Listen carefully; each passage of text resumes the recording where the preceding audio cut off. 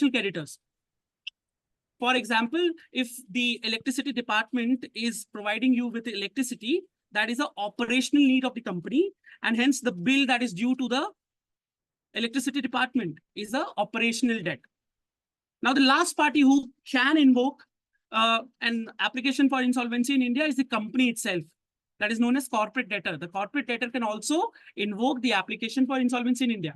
And there is a concept of voluntary liquidation, which is covered under the Companies Act of Nepal also, Companies Act 2006 of Nepal. It is known as voluntary liquidation. So this application for insolvency, which is filed under Section 10 of IBC, is very similar to voluntary liquidation, where the company itself can decide that we have run into a stage of insolvency. It is important that we let our stakeholders know that insolvency has happened, and we ensure that we get a chance to revive. And hence, a company is also allowed to file an application, and that is known as an application under Section 10 by the corporate debtor. So there are three parties who can file an application for insolvency in India. And there is a concept of AA, educating authority under IBC. Now, what is educating authority? Educating authority is nothing but the tribunal which will listen to all these matters, which will decide all these matters, which will accept that whether an application for insolvency should be accepted or not. And that is National Company Law Tribunal. In India, when you file an insolvency application for corporate insolvency and for limited liability partnerships, it is filed before the National Company Law Tribunal. Okay. Moving ahead, when we talk about what is a default, when we talk about insolvency and bankruptcy, there is an important phrase known as default. Now, default is nothing but missing a payment as and when that payment was due. For example, today a payment was due and a company has missed that payment. That is a default. So in India, if a financial creditor and an operational creditor wants to file an application for insolvency, they need to prove that a company has missed a payment of 1 crore rupees. Initially, when insolvency was introduced, the amount was 1 lakh rupees. It was 1 lakh rupees. If a company has made a default of 1 lakh rupees, an application for insolvency can be filed. But due to the COVID... forgot to mention the compulsory insolvency. Compulsory you just talk about the voluntary insolvency, if I'm not mistaken. I'll discuss that. That is compulsory insolvency. If an application is filed by an operational creditor and financial creditor, that ultimately leads to compulsory insolvency only. I'll discuss that. And to make it crystal clear on in regards to one thing, whereas in India, the IBC itself govern the voluntary and compulsory, whereas in Nepal, we have for the voluntary, we have the Company Act, sir. And within the realm of Company Act, it governs the voluntary one. Whereas for the compulsory insolvency, we have the Insolvency Act. Yeah, so there are two separate laws. I'm going to come on that. See, so whereas you put the same within the same realm or the same basket in India, but it's totally different. No, I'm going to come to that. In the beginning of the session, I told you that ultimately we'll come to a comparative analysis, and there is no concept known as compulsory insolvency. There is no concept known as voluntary insolvency. The concept is known as compulsory winding up or voluntary winding up. That is the concept that you have under your Nepalese law. Let me come to that. I'm slowly building it. I'll come to that. Okay? Yes, sure, sir. Sure. Okay. So, as I told you, there should be a default of at least 1 lakh. That was the initial position. But when COVID came, a company making a default of a payment of 1 lakh rupees was so easy that the government used this power and they increased the amount to 1 crore rupees. So currently, if you want to file an application against a company for corporate insolvency, you need to prove as a financial creditor and or as an operational creditor that the company has made a default of at least 1 crore rupees. A payment of 1 crore rupees was due, or a payment of 50 lakh and 50 lakh was due and they have missed it. Ultimately, it becomes 1 crore. So when a company has missed a payment of 1 crore rupees, you can file an application for insolvency. And who are the parties who can file? A financial creditor, operational creditor, or the company itself can decide that we have run into insolvency. So let us file the application for insolvency. Is that clear? So these are the parties who can file an application for insolvency, and there should be a default of at least 1 crore rupees. And please ensure that we are just discussing corporate insolvency. We are not discussing individual insolvency. There's a concept of individual insolvency also. When an individual like you and me gets insolvent, there is a process for that also. I'll just throw some light on that. But today we are discussing corporate insolvency. Okay, now, unfortunately, the entire screen is not visible, but the PPTs will be shared. The current screen that you might be seeing discusses all the steps for insolvency in India. Now, till now, we have seen that, yes, a company has made a default of 1 crore rupees, either a financial creditor who might be a bank, or an operational creditor who might be a supplier, or the company itself has now decided that we want to invoke the process for insolvency in India. That process is known as corporate insolvency resolution process. Okay, so when an operational creditor or a financial creditor files an application and it is accepted by the NCLT, it leads to a process known as corporate insolvency resolution process, CIRP. Okay, so now that process has separate stages. So when an insolvency application is accepted by the NCLT, the first thing that happens is a moratorium is declared. Now, what is a moratorium? Moratorium is a particular time period where that company against whom the insolvency application has been filed will not go through any legal action. All the legal actions, either any new legal action that someone wants to take will be postponed, or any pending legal action that was there against the company will be postponed. So that is moratorium. Moratorium is a period where no legal action will be taken under that or against that company for a particular period. So when we talk about period, what is the period for which CIRP process runs in India? As per the IBC code, one of the biggest advantages that IBC has introduced in India is insolvency is now time-bound in nature. There is a deadline allotted. In maximum cases, the maximum amount of days that IBC can take as per as law is only 270 days. It is only 270 days. Okay, so that is the maximum time period for which an insolvency application can go. So as per as the law, until and unless from the date where the application is accepted until the date where the last stage of the CIRP process is ordered by NCLT, there will be a moratorium. So no new legal actions against the company, and all the pending legal actions will also be stopped. That is moratorium. Now, at this stage, I like to tell you that there are 4 important parts and integral factors of insolvency in India. Without them, the IBC process and the CIRP process cannot function. So the first one is resolution professionals. Now, that is a career opportunity when it comes to corporate insolvency. Who is a resolution professional? A resolution professional is an expert of law, finance, management, or economics, who, when a company is running through CIRP process, takes charge of the company. So when I told you the first stage that happens when an application for insolvency is accepted is a moratorium is declared. The second thing that happens is insolvency resolution professional is appointed. Insolvency resolution professional is appointed. Either company itself appoints someone or the court then appoints someone. If the application has not mentioned the name of someone, the court will appoint someone's name. So that is known as IRP. So the first officer who comes into fore when an insolvency application has been filed is an interim resolution professional. Now, why is that term interim there? Because that resolution professional will just be there for 30 days.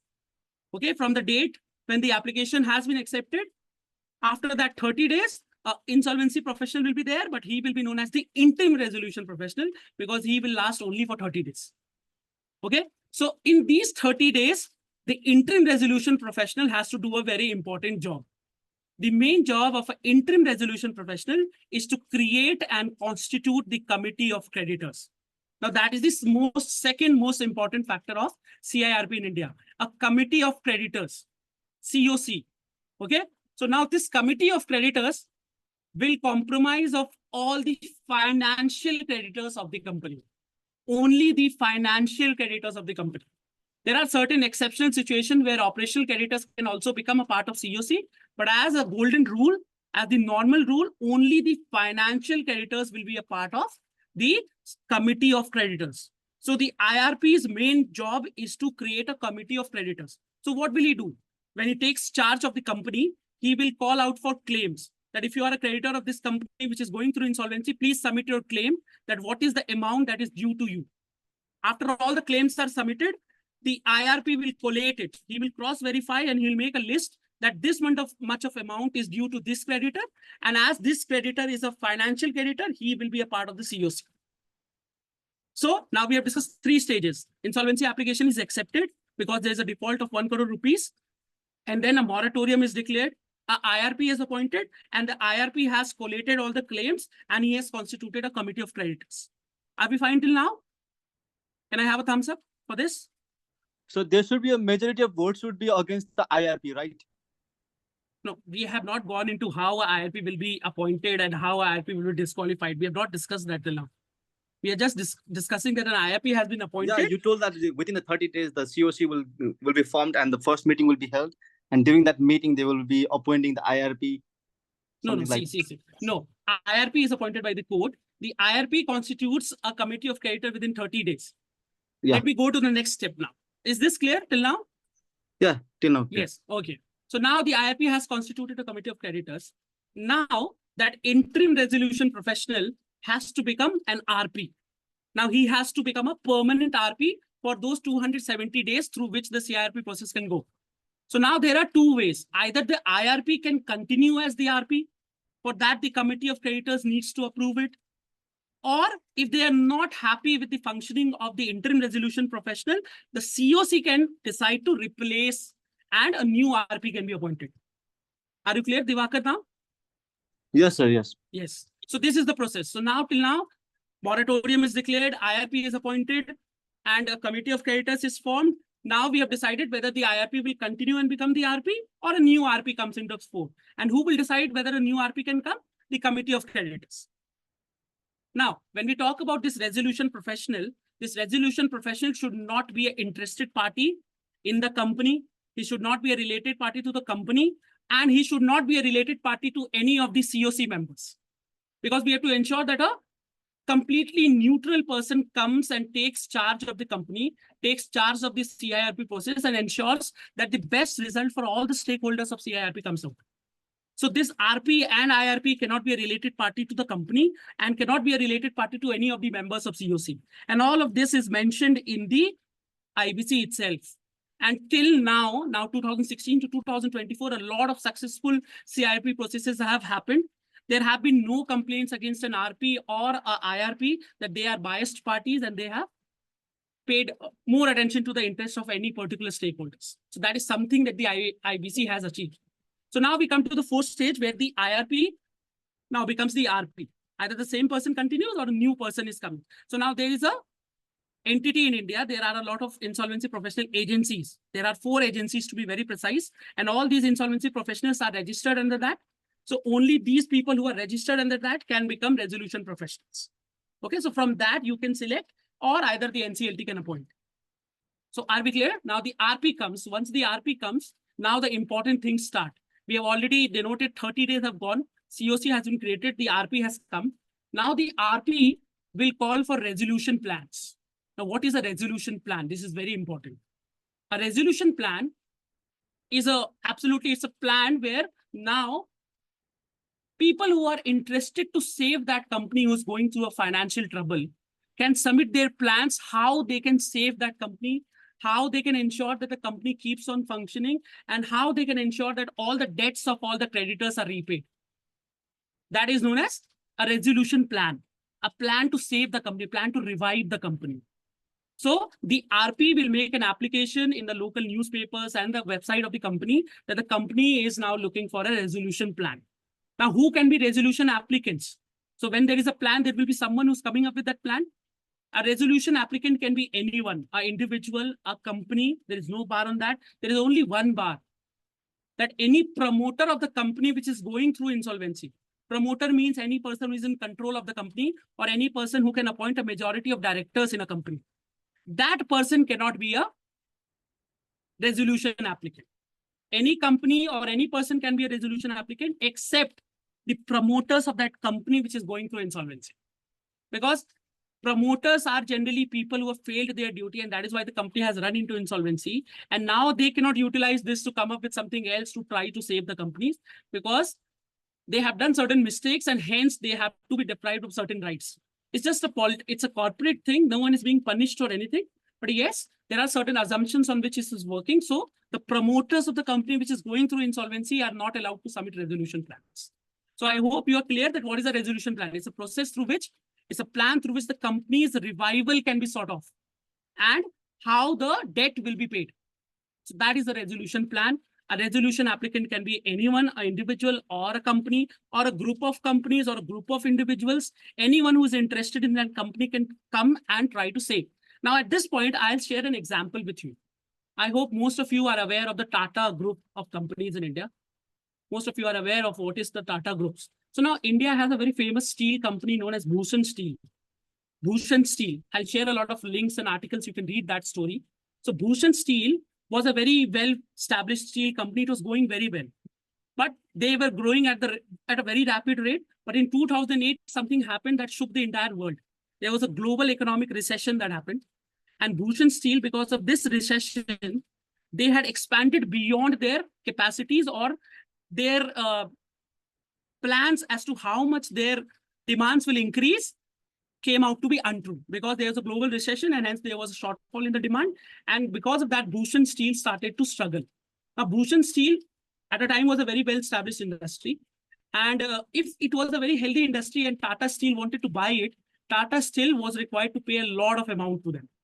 Because if a healthy company is to be bought by someone, you have to give them the price that they are looking for. You cannot buy something at their price. But when someone is struggling financially and they are in dire need of money, you can offer them their price, whatever you want to give them. So Tata Steel saw this as an opportunity that they can acquire a very good company, a well-established company of steel. And hence Tata Steel came as a resolution applicant. They saved Bhushan Steel. It was a very successful CIRP. And within 6 months of Tata Group's acquiring Bhushan Steel, which was a company that has run into insolvency, within 6 months of that, Bhushan Steel started having profits again. So this is a successful case of CIRP. We need to understand the problem with the current, if I can say problem, I don't want to undermine or anything of any laws of any of the countries. But when we go through the provisions of the Nepalese law, when it talks about insolvency, we are only talking about situations where how the company will be wound up, how the company will be closed, and how ultimately it will be dissoluted. As Diwakar said in the beginning of it, there are two laws which are relevant to this, the Companies Act of 2006 and the Insolvency Act of 2006. So the Company Act talks about certain provisions known as voluntary liquidation, where the company can decide either in two situations, either if they have finished the objective of the company, because the company can be created for very specific purposes, and if that purpose is served, the company can decide to close. So they can go for voluntary liquidation. But the compulsory liquidation concept that is there under the Insolvency Act of Nepal does not talk about the process how companies can be saved. It just talks about the process that if the company cannot be saved, or if the company has done something wrong, how it will be closed, how liquidation will happen, and how ultimately that will lead to dissolution. That is the main difference when it comes to the insolvency laws of India. The insolvency laws of India are not trying to close the company at the first stage. They're first trying via the IBC to get a resolution plan, to get a resolution applicant who will come and save the company, rather than winding up the company and liquidating the company and then ultimately leading to the dissolution of the company. So the main purpose... So Nepal law has talked about the restructuring scheme of company. Yeah, I'll come to that. In the insolvency. Yes, I'll come to that. Diwakar. I'll come to that. So we are just talking about the resolution plans right now. So what is a resolution plan? You've understood, and whatever Diwakar is adding to it, I hope, I know, and I can assume that he understands that what are the ways in through which a company can be saved. So in the case of Tata Steel and Bhushan Steel, what happened was a simple acquisition. It was not hostile at all. Tata Steel saw this as an opportunity. Bhushan Steel was looking for someone who will come and save them. So Bhushan Steel was also happy, and Tata Steel was also happy, and Bhushan Steel was ultimately saved. So now let us talk about what is restructuring. How can a company be saved through a resolution plan? Okay. So now there are different ways to save a company. One of those is a merger and acquisition that we discussed, that a company can come, a company from the same industry or a company that is doing very well in different industry and wants to come into a particular new industry. They can ensure that a company that is going to insolvency is a soft target and it can be acquired easily. If that company is in a healthier state, it is difficult to acquire it, or it is difficult to merge with that company. So that is one of the common ways through which resolution plans happen. But there are other ways also. Now, a type of reorganization or restructuring in the share capital of the company, for example. You can, for example, recall certain shares. You can, for example, decide to do a new IPO also, which will get more funds into the company. These are some of the ways through restructuring happens. Now, there's a very famous concept under the Indian law known as compromise and arrangement. So what is a compromise?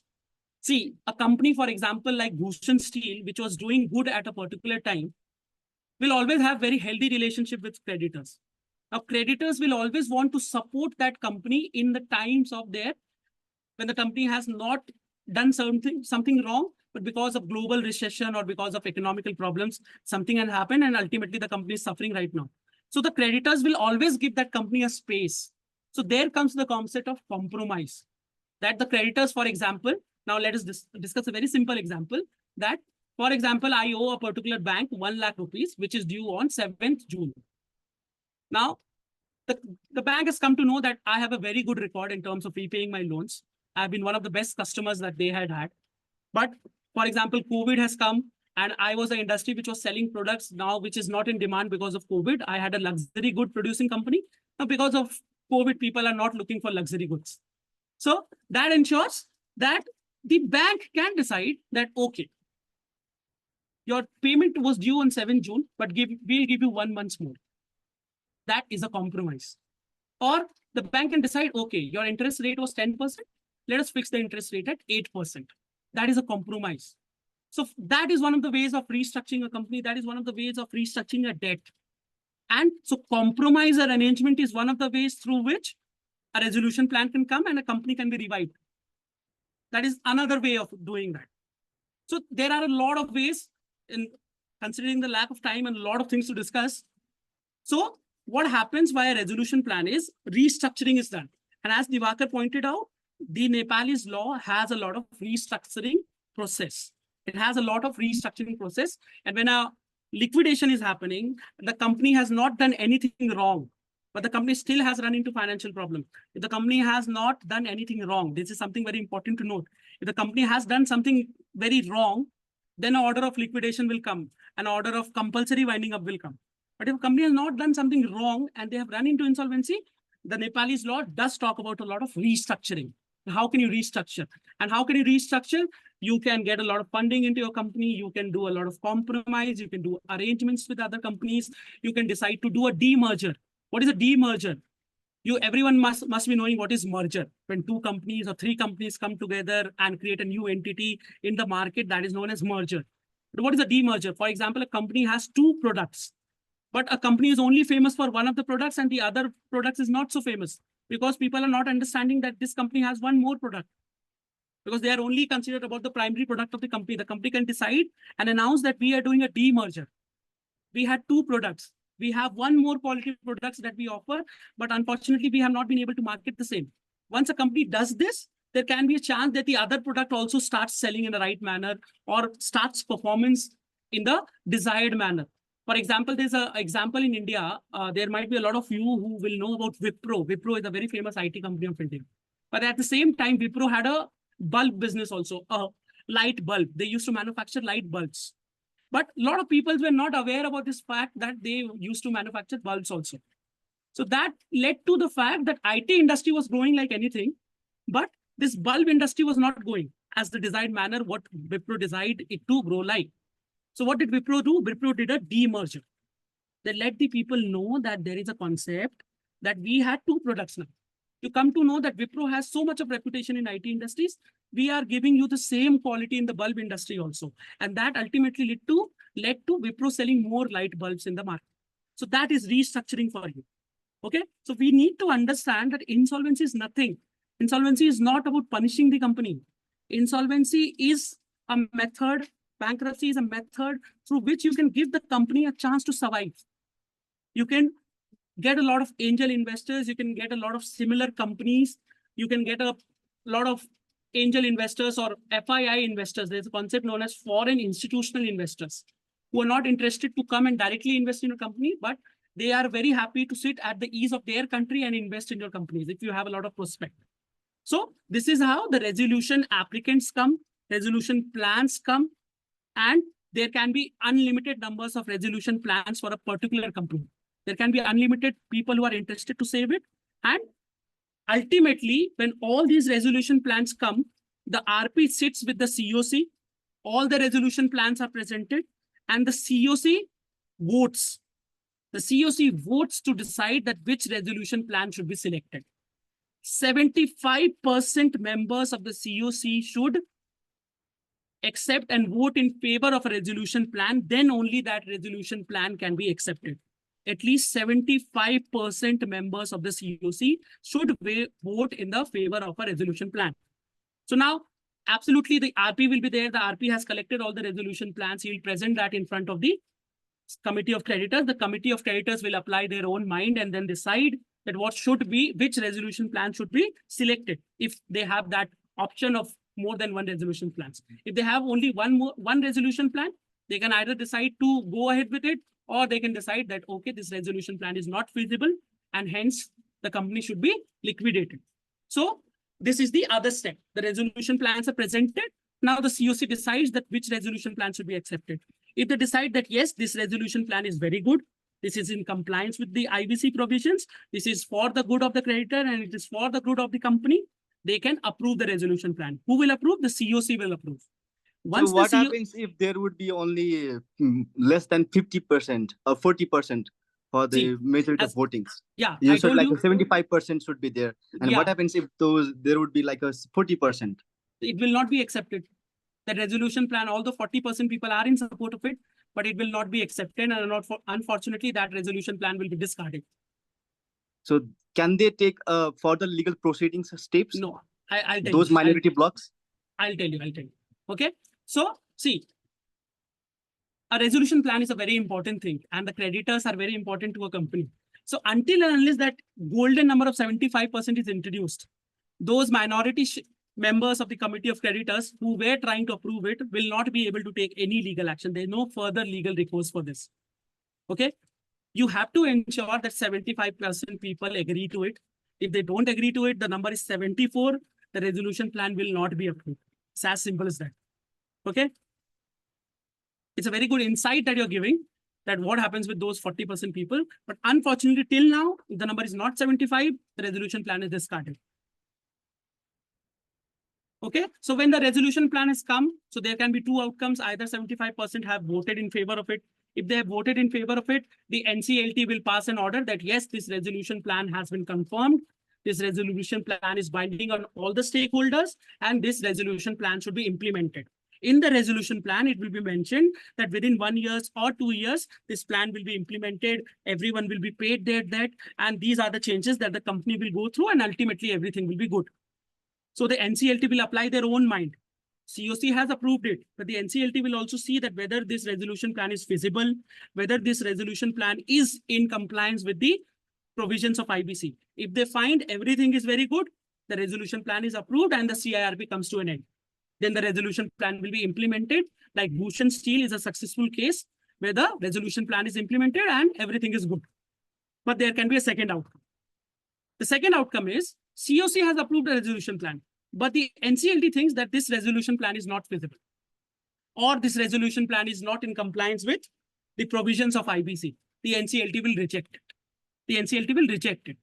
Or the other situation is that no resolution plan came, or the resolution plan which came, COC did not approve of it. So then also the CIRP has failed.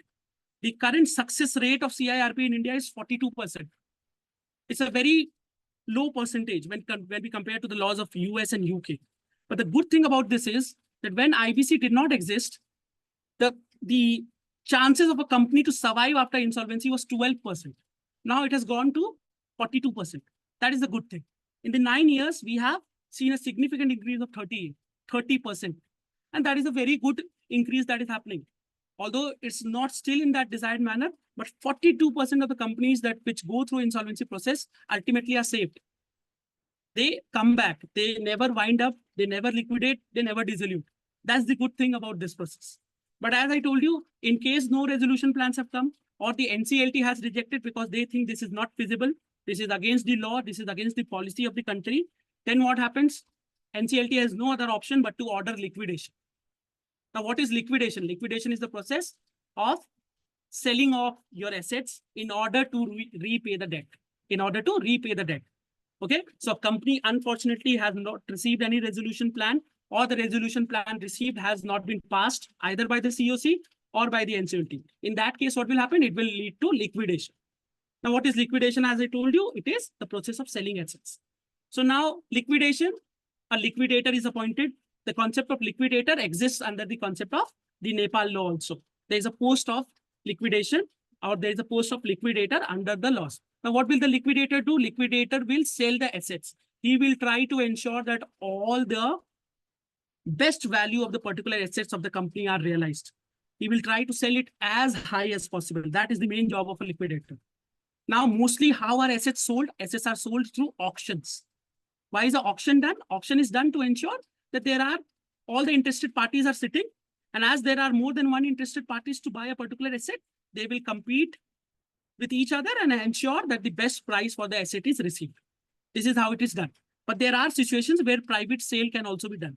For example, if the asset is of perishable nature, you cannot wait for an auction to happen. You can sell it to someone as a private sale also, but the liquidator needs to ensure that he's selling that at the market price or just below the market price. So if there is a raw material of 1 lakh rupees, the liquidator cannot decide to sell it at 1,000 rupees only. That is not allowed. But he can sell it at 90,000 rupees. That is allowed. Okay. So this way the liquidator will sell all the assets and then they will realize certain money. But now the main problem starts. Okay. So as I told you, there are different creditors, different stakeholders. We have financial creditors, we have operational creditors, we have shareholders. All of them are owed something. So now how will you distribute this money? Is there a particular order for it? Yes, there is a particular order for it. And that order under the IBC code is known as waterfall mechanism. Okay. So waterfall mechanism is given under section 53 of IBC. Section 53 of IBC. And waterfall mechanism talks about who will be paid at which stage. That is waterfall mechanism. Okay. So I'll quickly come to the slide of waterfall mechanism. Okay. Now see, the waterfall mechanism has 8 stages. It has 8 stages. So who will be paid first? See, first of all the costs related to the insolvency, all the costs liquidated to the liquidation. So there is a RP who's working. There is a liquidator who is working in the entire process. They will be paid first. They have the right to be paid first, and they have to be paid in full. Their entire payment will be made. That is the first thing. The second stage, which proves that India has a creditor in control regime, is that secured creditors will be paid. Now, what is a secured creditor? Secured creditors are generally financial creditors. Financial creditor is someone who has given you a loan and is taking back that principal amount along with interest. Now, who is a secured creditor? Secured creditor is someone who, while giving on the loan, has a security also. For example, a company has a JCB machine. As a bank, I have given certain loan to that company, but I have written in that loan and I have ensured that in case the company is not able to repay the loan, I will take the possession of that JCB machine and I will sell it off. That is the secured creditor. In order to get my money back, I'll sell off that assets. So in case there are any secured creditors in a company and there's a resolution plan that has come for repayment of debts, or the company has ordered or the NCLT has ordered for liquidation, first step, who will be paid? Insolvency resolution costs and liquidation costs. Who will be paid after that? The secured creditor will be paid. A creditor who has security interest over the assets of the company. They have to be repaid. Now, why are secured creditors paid at the second stage? Because see, the largest amount of debt that companies get, the largest amount of working principal or money that companies get to function comes from secured creditors. All the banks, all the NBFCs, all the angel investors, they are secured creditors. They give you loan only when they take certain securities. Okay. And the government and the policy makers are wanting to ensure, as they are the biggest amount of, they have the biggest amount of resources to fund companies, they need to be protected first. That is why the secured creditors will be paid first. Okay. But India is a socialistic country also. We have a policy where we want to bridge the gap between rich and poor. We want to ensure that everyone comes at the same level of equality. For that, we have ensured that at the second stage, along with the secured creditors, workmen will be paid. Now, who are workmen? Workmen are generally those people who are not employees. They are unskilled laborers. So as a socialistic country, because we assume that all those unskilled laborers will not be able to fight against a company who is not paying them their wages, at the second stage, it is compulsory that along with the secured creditors, you have to repay the workmen also. So that shows the socialistic nature of our country also. And all our Southeast Asian countries are mostly at the same level. So all our laws should be similar. We should ensure that at the same time, when we are benefiting the corporates, because corporates are very important for our countries, at the same time, our socialistic workers should also be ensured. They should also be protected. And that is what the IBC is doing in an excellent manner. Once the secured creditors have been paid, now, we have discussed that the insolvency resolution cost should be paid in full. We have discussed that the liquidation cost should be paid in full. We have discussed that the secured creditors and workmen should be paid. But I have not said that they should be paid in full, because what might happen is that a company has a total debt of 1 crore rupees, but after selling all the assets, there's only 10 lakh rupees left. And that is the real situation of insolvency. It happens like this only. Most of the times, the debt is of 2,000 crores, 20,000 crores. But what the company has to offer after liquidation is 1,000 crores or 1 crore. So then what will happen? That is the interesting thing. The insolvency resolution cost and liquidation cost has to be paid in full. They will be paid in full. If that has not been collected after liquidation, the directors will become personally liable and they have to pay it. But all the other stakeholders, the secured creditors, workmen, employees, preference shareholders, equity shareholders, they will only be paid if something is left after paying the stakeholders who are above them in the waterfall mechanism. If nothing is left, they will not receive anything. That is why when you become a stakeholder in a company, it is risky. There might be so shareholders are the major owners of the company, right? So why are they kept as a bottom feeder in the very lowest rank while they come to the prioritization of paying? Yes, that's a very good question. But you need to understand that the concept of owners, there is no concept of an owner in a company. Okay, shareholders are members of a company. At the same time, creditors are not a members of a company. They have just given you a loan. The shareholders, when the company is profiting, when the company is doing everything nicely, the shareholders get a lot of profit from the company. Okay. When a shareholder invests in a company, that investment is never shown as a loan in the books of account. It is a investment in the company. The company is growing. So when you invest and the company is doing everything nicely, your money grows. That is what a shareholder gets. Okay. So we need to understand that if everything is correct, the shareholder is getting a lot of profits. He's a member of the company. He's not given loan to a company. A debenture holder has given a loan to a company. A shareholder has not given a loan to a company. He's a member of the company. So if something wrong happens, as a member of the company, you have to suffer. That is why their position is very low, especially equity shareholders, because in between the equity shareholders and preference shareholders have more rights to get dividends. That is why they are called as preference shareholders. And preference shareholders are generally in a company only when the company is in dire need of investment, and then only they offer the positions of preference shareholders. Otherwise, the concept is equity shareholder. What is equity shareholder? If there is a benefit in the company, everything is done, the company has done all its expansions, all its costs are covered, and still something is left, that is distributed as the dividend to the equity shareholder. So a shareholder never gives a loan to a company. A debenture holder gives a loan to a company. And that is why they are very low at the list of and in the priority order of repaying if the company is going into liquidation. I hope that makes it clear. Okay. So as you can see in the list, the secured creditors are paid, the workmen are paid. And after that, the employees are paid. Okay. Once the employees are paid, we go into unsecured creditors, and unsecured creditors are nothing but the operational creditors, all the other suppliers, raw material providers, all of them are unsecured creditors. Okay. Now, after the unsecured creditors are paid, crown debts are paid. What is crown debt? Crown debt is nothing but a debt owed to the government of that country, to state agencies. In India, we have the state government, we have the central government. So any entity which was an operational creditor to you, as I said in the beginning of this session, that a government department can provide you electricity, that will become a crown debt because it's a state body.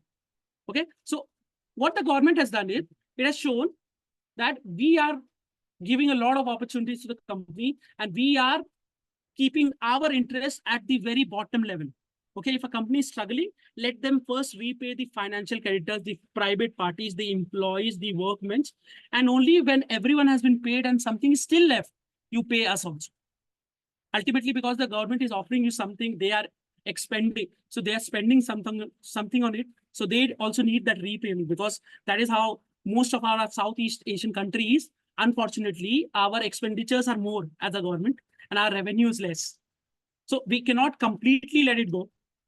That is something which is very practical. But yes, the government has taken this bold step of keeping their interests at a very low level compared to all the private bodies, compared to all the workmen and employees who are mostly the citizens of that country only.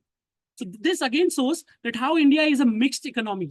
India is trying to support the corporate culture also. India is trying to support the socialistic culture also. It is not completely capitalistic in nature. It is not ignoring the debts of an employee. It is not ignoring the unpaid salary of a workman. Okay. At the same time, they are ensuring that, okay, crown debts can be paid at a very later stage. Okay. So this shows that how the government is very supportive when it comes to ensuring that companies who run into financial problems get a beneficial chance to revive back. That is the purpose of IBC. That is the main purpose of IBC. It is not to punish the companies. It is there to ensure that the companies thrive. Okay. That is the purpose of IBC. Now see, as IBC has preferential shareholders gets the dividend and the debenture holders gets the profit, right? Debenture, no. So debenture holders have given you loan. Debenture is a debt investment. Okay. Debenture holders will get only two things. The principal amount that they have given will be given back to them, and the interest that was promised to them. So a debenture will be like this, that if you have given 5 lakh rupees today, after 5 years, the principal amount will be returned, which is 5 lakh rupees. And per annum, there will be an interest of 5 lakh that will be paid to the debenture holders. So debenture holder will never get a part of profit. Shareholders will get a part of profit, and that profit is generally known as dividend. But when the profit is declared, preference shareholders get it first, equity shareholders get it later. Okay? Don't confuse preference shareholders with debenture holders. Debenture holders are a creditor to the company. They give you loan. That is debt form of investment. Shareholders also give investment to the company, but that is not loan. That is the share capital of the company itself. Okay? Clear? So debenture holders basically gets the per annum profit, right? Yeah, they get the per annum profit. They get the per annum profit. And they are covered into secured creditors category, or they are covered under the unsecured creditors category. So they come above the preference shareholders and equity shareholders. Clear? Now, okay. So now I have discussed all the good things about IBC, but I told you that the success rate is only 42%. Okay. So what are some of the problems that exist? The problems that exist are that there is a overlap of jurisdiction that happens. Okay. Still, India has the older laws that come into play. The SURFACE Act, for example. The SURFACE Act is a process through which when a bank has given a loan to you, they take a lot of collaterals. They take a lot of securities. So the banks do not want to go into IBC. What they do is they just want to sell your asset and recover back whatever they want to do. But if the banks do that, once the assets of a company are sold, the company will not be able to revive. The company will not be able to survive. And ultimately, it will be closed. Okay, so when a lot of companies are being closed in a particular country, that gives a very bad picture to it. That gives a very bad picture to the economy and to the image of that country. So that is why there are certain problems still existing. IBC is still growing. I've given you all the success stories. I'll share this PPT. This has a lot of failure stories also. Okay, so this is how our IBC is working. So Nepal, if we compare the IBC laws, see the Company Act, what existed in India. We have a Company Act of 2013. Whatever exists in the Companies Act in terms of compulsory liquidation, okay, voluntary liquidation, compulsory winding up, voluntary winding up, all of that is there in the Nepalese law. The only difference that exists is that we have come with a separate code also that just talks about what happens in case of corporate insolvency.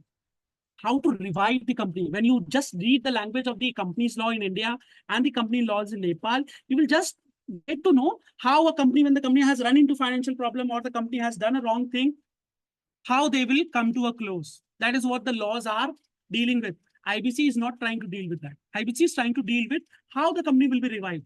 But in case the company cannot be revived, it is pertinent that the company will go into liquidation, it is into very bad situations, then the IBC, what the IBC does is, there's a statement that it is better to cure the cancer at the first stage rather than leaving it for the fourth stage. So it is very better for a company to ensure that either liquidation is done or someone comes and save the company at the initial stages of insolvency. Because if it goes on until 25 years, so when in the 25th year, the liquidation is happening, the assets will be rotted, there will be nothing left, it will be a defunct company, nothing will be realized, and no creditors will get anyone. So that will not be beneficial for anyone. So what IBC is trying to do is, IBC is trying to ensure that if you can save the company, save it within 270 days. If you cannot save the company, liquidate it as soon as possible and sell the assets, because when you liquidate the company as soon as possible, the assets have more value, more amount can be claimed, and accordingly, more amount can be repaid to the creditors.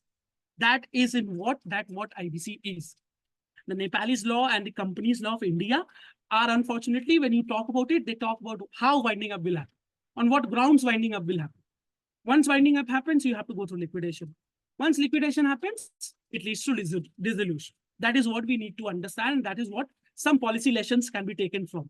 That we need to ensure that we give the company who has not committed any mistake because of particular demand in the market, because of a lot of wrong things happening in the economy, there can be a company that runs into financial problem. Those companies deserve to be helped. Those companies deserve to be helped. And that should be the purpose of insolvency laws. Unfortunately, most of our countries, most of the countries who are trying to develop, they have laws where they try to deal with what happens if a company has run into financial problem, let it go into winding up, then dissolution will happen and liquidation will happen, and ultimately the company will be closed. But that does not give confidence to an entrepreneur. Anyone who's trying to open a company will have no confidence that let me not open a company because if I run into insolvency, my company will be closed. Or that does not give any confidence to any of the creditors. Okay, so this is how the IBC works. And this lecture, which I have delivered till now, is just 1%. It's just the introduction to IBC. One sections. When you go through my PPT, and you are most welcome to get my email ID and ask any of the concerns that you want to ask. Okay, so that is how you will I've just introduced you to the process, the basic process of IBC. Entire one section, the duties of the IRP, the duties of the RP, the duties of the COC, how the COC meeting is held, how the COC votes on particular decisions. All of these take at least 5 days to be completed. And how we see at Christ, how we deliver this is, we deliver this in a very practical manner. So we invite a lot of resolution professionals who come to our campus. And then they talk their practical insights into this. But yes, I was a RP of a live project and I have done these things. Okay. The biggest challenge that RP has, that while that CIRP process will go, the RP has to ensure that the company is a going concern. The company does not become a defunct company. 270 days, the CIRP process is going. At the same time, the RP is ensuring that the business is functioning also. And please understand that when the RP comes, he is welcomed in a very hostile manner, because the directors don't like that person, because the directors are in a habit of deciding all the things about the company. They are in control of the company. Now, all of a sudden, this RP has come and he says that whatever I will decide will happen. So he is welcomed in a very hostile manner. So what we let our students know is that when RP comes, he tells you that when I come on the first day, it is very hostile. But when I leave on the 270th day, everyone is so happy with my performance. Everyone likes me because they understand that I was never an enemy of the company. I was a person who was trying to save the company. If not saving the company, I was trying to ensure that all the stakeholders of the company get the best returns, even if the company is being closed. So this is how we teach. For example, if I'm teaching about the COC, what I will do is I'll create a COC. I'll ensure a role play is done in the class itself. Some of the students will become creditors, some of the students will become debtors, and some of the students will be the RP, or they will play the role of the NCLT. I will be there guiding their discussions. They will discuss, they will try to discuss the other laws. They will try to include the examples. Like I have a lot of examples in the PPT that you can read, and you can always come and consult me about any of the scenarios that has happened in any part of Southeastern Asia in terms of insolvency. I'll definitely help you there. So this is how insolvency is done. So our teaching method, when we talk about Christ, is andragogical in nature. It is not about pedagogical practices anymore. See, you are not, when we teach in a class, as a professor, I'm just a facilitator. All the information is available on internet. What I can give you a lot of practical insights. I can give you how whatever is information is available on the internet, how it functions really. When I teach corporate insolvency laws, I have a lot of opportunity to go into the industry, to attend a lot of proceedings. We take the students to NCLT to see a live proceeding that is going on in front of the court. So we have simulations, we have games based on insolvency, we have a lot of role play based on insolvency, we have a lot of moot courts, a lot of seminars, a lot of conferences that we keep on organizing. And this is how we ensure that we are trying to understand this law of corporate insolvency. The main problem with our education system that I, as a professor, will like to discuss is that whatever we teach is just the academic part of it. It is there. We never discuss how that really works. And that is what Christ University and specifically School of Law is trying to address. We're just trying to bridge the gap between the academia and the legal practice. How we do that? We get people from industry, we get partners of insolvency firms, we get resolution professionals, we get a director from the company who has already gone through the insolvency process. And either they have failed, that is also something that the students should know, or either they have succeeded, how they have succeeded, why they have succeeded, what are the reasons for the failure. All these discussions along with the professor, a person who has gone through that will come and let you know. So that is how we work in the Christ University. That is something about our instructional practice. I hope I have been able to tell you about certain things of insolvency. Can I have more than one thumbs up, please? Can I have some thumbs up?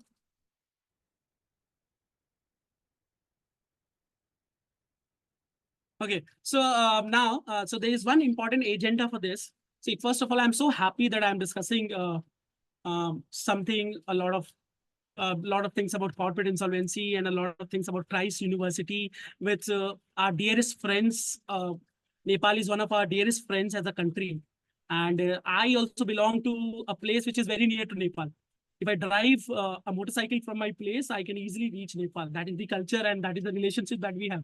So we here at Christ University are always trying to have a student set which is very diverse in nature and which is very multilingual, very multicultural, so that the students can have a lot of access to each other's culture, so that the students can have a lot of access to the laws of other countries. So in that manner, what we do is, see, we have great talent in every country. And wherever there is great talent, they need to be rewarded. So for that, we have a lot of scholarships that we offer.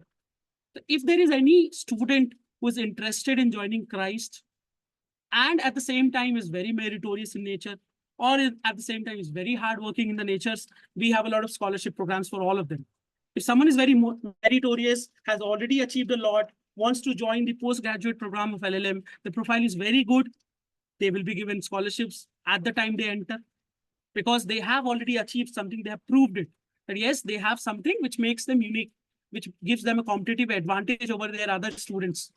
So in that manner, a scholarship can be given. When you file the application for taking admission into Christ University, it will be mentioned. All the details will be there. You can get into consultation with one of the professors from a department where you're taking admissions, or you can get into touch with our admissions teams. They will let you know that whether you are eligible for the scholarship at the time of entering or not.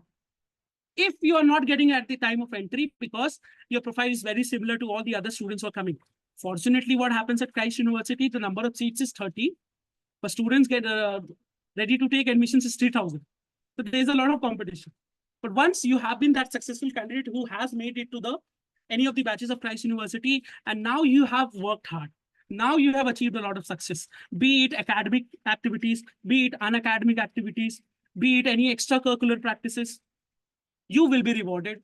There is continuously a scholarship program that is going on. It can range anywhere between 5 to 10% to 15% of your tuition fee. If you have done something which is commendable, which has you have made a significant contribution in your personal development, as well as the development of Christ University, you will be rewarded. And for that, there are scholarship programs. So once you enter, there are scholarship programs. And once you have succeeded in doing something good for the Christ University, something good for you, you will again get a scholarship. And the criteria are very simple. You should be consistent. You should have good academic performance. At the same time, you should be very good in extracurricular activities. You should do a lot of conferences. You should do a lot of research. and definitely you will be rewarded. And we will be more than happy to have students out of the way also. If someone is a very good student, someone is in compliance with the interests of our university. See, a university is not a commercial organization. It's a place where a student thrives. What is a university? If you break down university, it's a combination of term universe and city. So we have a lot of people coming from different backgrounds, staying in a city. This, our Lavasa campus, is a 24/7 residential campus. You can access the library at any time of the hour. You can access your professors till 9-10 p.m. in the night. The professor also deserves to have a break of 6 hours at least. So you can always access your professors. And this is what makes us unique. You will live here, you will thrive here. And if you are doing something good, we will ensure that you are thriving. We will ensure that you have the most practical way of teaching that you can think of. We will ensure that wherever you need support. For example, I'm also the placement coordinator of School of Law at Christ University. And we ensure that all the confidence, all the requirements that you have in terms of your career profession, all the mentorship will be given. We have an office of career guidance and placements. It is not just about placements. There can be someone who's interested in higher education. There can be someone who's interested in going to foreign countries to do a postdoctoral thing or a doctoral thing. We will give you the mentorship. We will ensure that you get an admission into a different college where you deserve an admission. So that is our theme as a Christ University. So I can bet on it. I am not promoting it. I've not been paid to say any of these statements. I've just worked here as a dedicated employee, as a dedicated teacher who's very passionate in teaching. And I can tell you, this is one of the best places to come, thrive, grow, and be a part of a big academic institute. So these were some of my insights on how corporate insolvency can work. So now when I discuss about corporate insolvency, it is very important that I throw on you what are the career options. So see, corporate insolvency laws, if you understand what is corporate insolvency laws, the first option that you can have is you can become a lawyer. You can practice into corporate insolvency laws. And when till the date there are companies, and till the date there are economical crises in this country or in any part of the world, there will be matters of corporate insolvency which will be raised. Till the time a company is taking loan and making a default, there will be a matter of insolvency coming. There will be a matter of default coming. So that is the relevance of this subject. At the same time, you can become resolution professionals. Resolution professionals are in high demand in industries like banking, in industries like financing, in industries like the corporate governance. Because the resolution professionals ensures that a company does not make mistakes. A resolution professional can ensure that the company is not doing insider trading. So that is why a lot of corporate hiring, a lot of bank hiring happens. If you have very good knowledge of IBC, you can become a resolution professional by giving an exam, and you can become a resolution professional and ensure that you have a very thriving career. Because you need to understand something. See, if there is a company who has run into insolvency, but still that company will have assets of 50,000 crores. So when you're deciding what happens with a 50,000 crore asset company, you can understand that what is the level of honorarium that you also might get. Even if you get 0.5% out of that, you can just think of the numbers. But it is not easy to become a resolution professional. You have to work hard. You have to come at right places to understand what is insolvency. And Christ University is just one of those places where you can come and understand this. Okay, so I told you, you can become a lawyer, you can become a resolution professional. At the same time, nowadays, you want to become a judge, you need to have an understanding of corporate insolvency. Because a judge has to listen to the matters of a company also. Okay, so these are some of the career options that you can have. At the same time, you want to become a corporate lawyer, corporate insolvency is a necessary evil. You have to understand what is corporate insolvency. So with these words, I think we can now go into the question and answer session. If there are any questions, Sugam sir, if you are hearing me. Yes, sir. I can see a few questions in the comments. Okay. Should I go to the question answer in the chat box? Okay.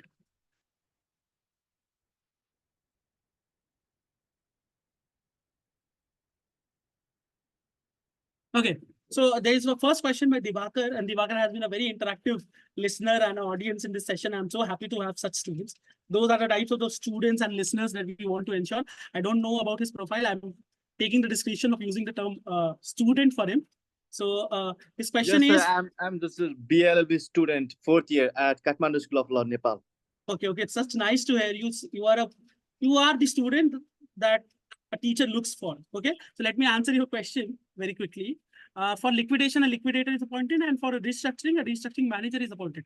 See, and under India, when IBC, the CIRP process goes on and this resolution professional is appointed, it is appointed by the committee of creditors. Okay, it is appointed by the committee of creditors. A liquidator is always appointed by the NCLT, by the National Company Law Tribunal. Under the Nepalese law also, a liquidator and company managers, the restructuring managers, are appointed by your courts, are appointed by your tribunals, not by the company, not by the creditors. Okay, so, but in India, just in the case of CIRP, you can, as a company or as a creditor, you can decide who will be appointed as the resolution professionals. But you need to understand that the list of those resolution professionals, those liquidators, are maintained by the government only. You have to pass the exam by the government, and then only you can become a resolution professional and a liquidator. Okay, that is how it is appointed. So there is very less discretion that the stakeholders have. It is generally the courts, the tribunals who decide that who should be appointed. Okay. So they are basically a third party, an independent entity. Yeah, see, they are a third party. They are an independent entity. Those should not be related to the company. They should not be related to the creditors. Otherwise, they will be biased. But they're experts. They're experts. If you and me take 10 days to understand a company, a resolution professional, a liquidator, or someone will take 5 days to understand a company. Because they are experts. They have cleared an exam. They have had that formal education. Okay? So they are the right person to come take charge of the company and decide what should happen. Okay? Okay.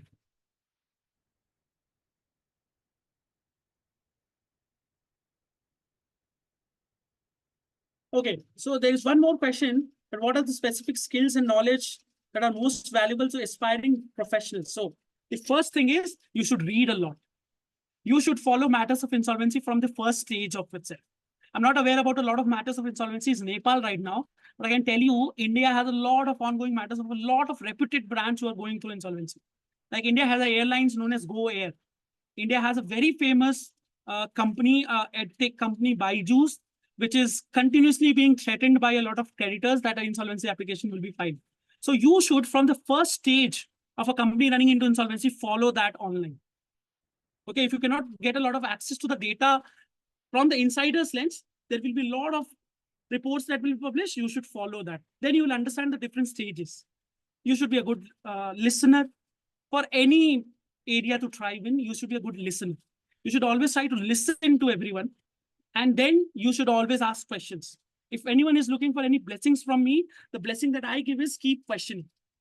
So you should always listen. You should always question. You should always read. And then, see, you should have an ideology. You should have an ideal or an idol to follow. You should look for resolution professionals. You could look for restructuring managers in your country, and you should follow them, that how they are dealing with matters. Try to get internships with them. Okay, when you go to an internship, you should have the discretion and the desire to say, if you're sitting ideal, that, sir, can you please give me a live matter to study at least so that I can understand what is going on? Sir, can you please take me to a meeting where something regarding insolvency is going on? You should always have that continuous skill of trying to learn. You should always be very eager to learn. These are some of the skills that will happen. So there is one more question asked by Sangamitra, that what is the maximum time period for insolvency in India? So the questions would be phrased that what is the maximum time period for resolution of insolvency in India? Okay, so when an insolvency application is filed, maximum it can take 270 days. Okay, maximum it can take 270 days. Okay, but although there is a law, there have been instances after the introduction of IBC where the matter has gone till 5 years. Okay, because there were certain problems in that. So whatever resolution plan was finalized was again appealed before the appellate authorities. Appellate authorities found that there is some problem in the resolution plans.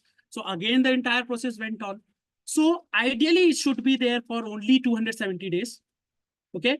And once a CIRP process has come to an end, if it is a success, very good. 270 days, everything comes to an end. But if it is not a success, liquidation will happen. And in India, liquidation cannot take more than 1 year. So a liquidation process also, as per the law, has to be completed in 1 year. So if insolvency has happened, no success has come in CIRP, within 2 years, all the things will be done. So that is the time period. Okay. So these are some of the questions that were there. Okay, now I think this will be the last question because a lot of time we have already extended. So the last question that I like to answer is, what is India's approach compared to other best practices? So when you talk about the best practices of corporate insolvency, you have to study the laws of Singapore. You have to study the law of UK. You have to study the law of US. Now see, they have something known as debtor in control. So they have said that when a company has run into insolvency also, who knows best things about the company? Who knows the ins and outs of the company? The company itself. So the process of CIRP will go on. Corporate insolvency resolution profiles will happen in the same process as it happens in India. But the debtors will have a lot of say. Okay, along with the creditors, the debtor will also decide what will happen. Okay, but those things can work in those cultures. See, now let me give you a simple example. I think Nepal has recently qualified for the ICC T20 World Cup. This is something which I'm very close. I follow a lot of sports. So they have qualified for the ICC Cricket World Cup. Consider a match, an international cricket match going on in a stadium of Nepal, and there are no security arrangements. So do you think that people without tickets will not try to enter the stadium? People without tickets in country like India and Nepal will definitely try to enter if there is a way to enter. But if you consider a situation, similar situation in England or a similar situation in New Zealand, a university has international stadiums. And a person who does not have a ticket will not try to enter because the way they comply with their laws is very different to how we comply with our laws. The problem with us, the Southeast Asian countries, are in terms of voluntary compliance, our performance is not so good. So if we have the debtor in control thing, which a lot of best practices have, the debtors will misuse this. Okay, what will happen? Insolvency has already happened. Still, the debtor only has to decide what will happen. After 1 year also, nothing will come out. The debtors will do nothing. They'll just keep on enjoying. And after 1 year, ultimately, it will go into liquidation only. So it was better to liquidate the company 1 year before that. And our historical experiences also say that, for example, corporate social responsibility, till the time it was voluntary in nature, it never succeeded. The day it became compulsory in nature, it succeeded. So there are a lot of best practices. India's practices in terms of insolvency is at par in a lot of terms with the UK practice, with the Singapore practice, with the US practice. The major difference is that just creditors are in control, the company is not in control. So if you want to study the best practices, what I suggest you is you can do a comparative analysis between the laws of India, UK, and US. Okay. Okay. So I hope, Saksham sir, that is enough from my side for the day. Sure. Thank you so much, sir. Thank you so much. Again, thank you, Mr. Diwakar Dagal, for making this session more lively and more interactive. And thank you all the participants for staying until the end of the session. And again, thank you so much to Professor Sugam, Science sir, for this interactive session. For the tomorrow session, we'll have Professor Prabhat Singh. He'll be delivering a presentation on comparative study of freedom of speech in India and Nepal, a judicial analysis, explore the constitutional provisions, judicial interpretations, and contemporary challenges related to freedom of speech in both India and Nepal. And the timings will remain the same. I request the participants to join as early as possible. If you have not received the schedules, we'll email it to you after this session. The slides, as I said earlier, the slides will be emailed to you after the end of the session. So thank please you all. consolidate both the slides of yesterday's one and as well as the today's one so that we can get more insights. Absolutely, Yeah, absolutely. that can be done. That can be done. And I might email you, sir, personally. So I might need certain inputs from your side so that I'm writing certain articles on it. So I might ask you in an email, okay? Yes, you're most welcome. Our email IDs will be shared. Yes, thank you. All right. Thank you, everyone, for participating. I hope to see you again tomorrow. Thank you. Thank you, sure.